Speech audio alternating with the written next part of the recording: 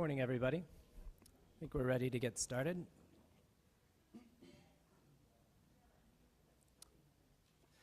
So my name is Rob Thompson. I'm the Deputy Federal Preservation Officer for the Presidio Trust, and on behalf of the agency, want to welcome you to San Francisco and to the Presidio of San Francisco. I wanted to spend a little bit of time this morning as we get things kicked off to give you a very brief overview of the Presidio Trust and specifically our historic preservation program. For how many have been to the Presidio before? Okay, so about half or so. I'll give you just a quick overview of the agency, focus a little bit on what the agency as a whole is up to, but then also talk about the focus of our preservation program, and then briefly wrap up with an overview of some of the projects that we've completed over the last 15 years since the agency was established. And then if anybody has any questions at the very end, we can do that quickly before I hand it over to the next speakers. So a You Are Here slide. Just to orient you, the Presidio is located at the northwestern tip of the San Francisco Peninsula, as you might have noticed, right at the foot of the southern end of the Golden Gate Bridge. And we are a federal agency, albeit a somewhat unusual one. We have about 300 employees or so, and have an unusual mandate of being financially self-sufficient by 2013, next year. And the agency is funded by federal appropriations combined with public-private partnerships that lease our buildings and generate revenue that support our activities. And those activities, generally speaking, are historic preservation, natural resources conservation, as well as recreation, interpretation of the place, public programs, visitor serving amenities, in a word, or in two words, park making. This is something we've been doing since 1996, since we were established, and all in all, things are going quite well as we get close to our self-sufficiency target of next year. One of the things that I always try to impress upon people who come to the Presidio for the first time is just how big it is, both in terms of area and number of buildings and just overall built space. The overall reserve is about 1,500 acres, and we co-manage the property with the National Park Service. The Park Service manages primarily the coastal areas, including Crissy Field and Crissy Marsh, along with a handful of buildings on the waterfront. And then the Presidio Trust manages the inland portion of the park, which is where the vast majority of the buildings are. It's all a single National Historic Landmark District, so our partnership with the National Park Service is particularly key in how we do things in general, but also specific to historic preservation. There's about 400 buildings that contribute to the National Historic Landmark District, and these feature all ranges of building types, from small sheds to large airplane hangars. We also have archaeological sites, cultural landscapes, individual landscape features, and overall there's just under 6 million square feet of built space here. So I always try to drop that number in particular to give people a sense of the scale of the task that is managing this property. Historic preservation, as I mentioned, is a key element to the Presidio Trust's activities and to keeping the Presidio a healthy and viable place. We are essentially among one of the largest historic preservation projects in the country. And this preservation work that we undertake on a daily basis essentially is done so in close collaboration with our preservation partners, the National Park Service, as I mentioned, but also the State Office of Historic Preservation and others. And it's governed under a programmatic agreement, the administration of which is essentially my primary responsibility. And our preservation program really consists of 4 key areas: research and conservation of the materials and sites we have here, training, as illustrated by this conference we're hosting over the next couple of days and your presence here. Also green building and sustainable design, but then, of course, building and landscape rehabilitation. We also work very closely with our partners in the archaeology lab, and I should mention that you all have the great benefit of having a number of these staff members in the audience with you today, and hopefully they'll be able to impart some of their experience on working on our projects here over the next couple of days. Just to delve into each of these areas briefly and give you a sense of what's involved, the research and documentation, along with conservation work that we undertake here, as many of you know, really forms the foundation of preservation best practices.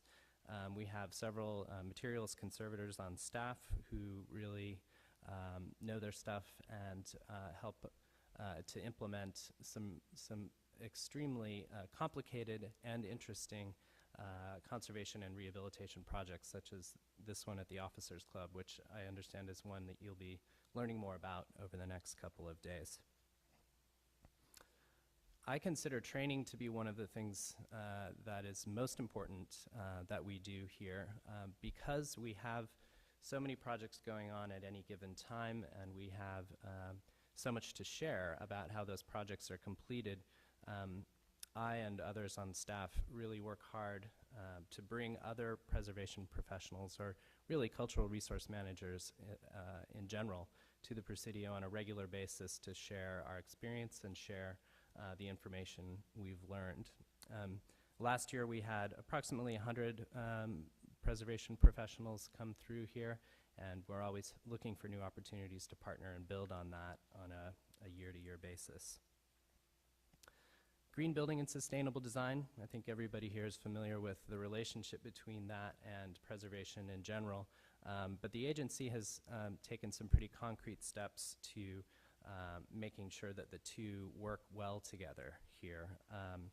We have completed over the last couple of years 17 LEED, or Leadership in Energy and Environmental Design projects. I should say those are either certified or in the pipeline to be certified. And the agency's made a commitment that all major projects will be LEED certified in the years to come. The one I'm showing you here is actually the Presidio's first green roof. It's in a 1902 with a 1923 addition, enlisted men's barracks just over the hill here. It's a pretty exciting project. But then, of course, the core of our preservation program really is our building and landscape rehabilitation efforts. Over the years, we have rehabilitated either partially or fully about 2/3 of the individual buildings here at the Presidio within the portion of the park that the trust administers. We've won a number of awards for the work, and I wanted to show you a couple of examples of the types of projects that we've undertaken and how they've turned out. As I mentioned, we've got a huge range of building types here, including hospitals. We actually have several hospitals, barracks, hangars, residential buildings, etc. And each one obviously presents its own set of preservation and specifically adaptive reuse challenges, not to mention financing and all the other elements that go into a successful preservation project. We incidentally have an in-house real estate and marketing and leasing staff that actively goes out into the world, seeks tenants for our buildings, and brings them here, and then helps set up the financials that facilitate the rehabilitation of some of these buildings, sometimes, being multi-million dollar projects.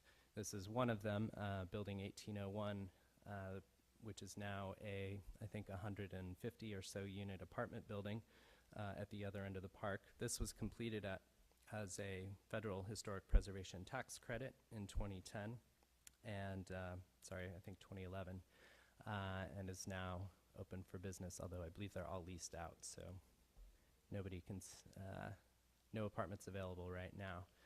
But this is a wonderful example of actually how the Presidio's largest historic building in this case was successfully, the rehabilitation of it was successfully financed using the preservation tax credit project, which some of you know pretty well.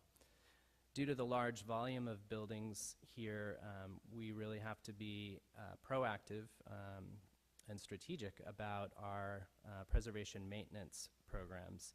I'm showing you here a couple of examples from Fort Scott, which was the Coastal Artillery Headquarters within the Presidio, just nearby here, which had a 3-year, about $3 million preservation stabilization program that allowed us to mothball, I think, about 15 or so buildings in anticipation of their rehab at some point in the future. A really important area of activity with so much built space that is in need of attention on an ongoing basis. Another big area of activity over the last 15 years has been a focus on rehabilitating the residential housing units in the Presidio. We've got about 450 individual units that are listed on the National Register, are contributors to the landmark, including this one. This is the Wyman Avenue neighborhood. It's from the 1930s with a couple of older buildings mixed in, and it was actually the last of the historic residential neighborhoods to be rehabilitated and then ultimately leased and occupied back in 2010. That's really given us both a firm financial foundation in terms of the residential rent that we can generate, but also taking care of a huge number of buildings. So we don't just have buildings, we have landscapes. Perhaps the most impressive and exciting landscape rehabilitation that has occurred here over the last several years is that of the main parade ground, which some of you perhaps passed by on your way up the hill here. It was formerly a, I think, 6-acre asphalt parking lot. Was built in 1895 along with the Montgomery Street Barracks that you see there in the background. And then the image, or the vision to rehabilitate it as the central quad of the park was partially realized in 2011. We've still got a sliver to do at the west end that we'll get to in the next couple of years.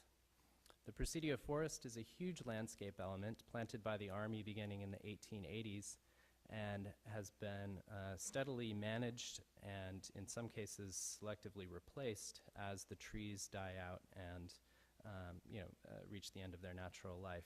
This has been a great opportunity for us to also generate volunteer interest and participation of the community in terms of planting and maintenance of this rehabilitation effort, and then also incorporate some elements of public art. This is a sculpture by the British artist Andy Goldsworthy called Spire that's up on the hill behind us that was incorporated into this reforestation effort as a point of interest. We've got a number of very lovely and graceful landscape elements, including the post's gates that have undergone a extensive and meticulous conservation and maintenance program over the last couple of years. I'm showing you a couple of examples of these gates around the post, most of them from the late 19th century. And then, as I mentioned at the beginning of my intro, the agency is beginning to focus now on visitor-serving amenities, restaurants, places to stay overnight, in order to bring more people to the park and give them a better sense and appreciation of its assets, in particular its historic buildings. This really got a good shot in the arm last year when we opened Building 42, is a bachelor officers' quarters built in 1903, and has now been opened as a 23, I believe, room bed and breakfast style hotel. And this is just down the street here on Moraga Avenue. Hopefully you'll have a chance to pop in there to see it. It's just a wonderfully realized rehabilitation. So with that, I'll wrap up my intro. If anybody has any brief questions, just to kind of react to any of the information I've presented, I'd be happy to take them. But again, welcome to the Presidio. Thanks a lot for being here.